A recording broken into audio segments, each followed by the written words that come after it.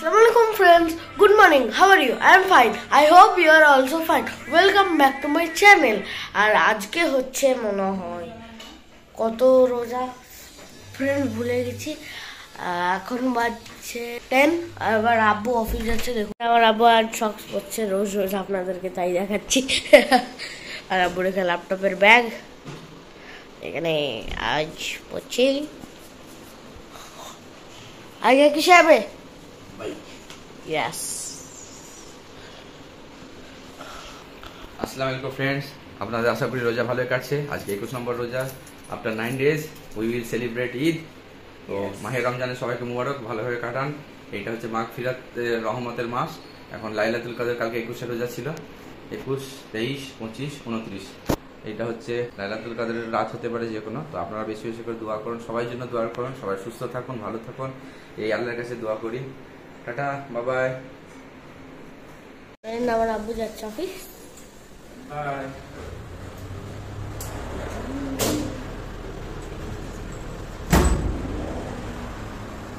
এখন আমার আব্বু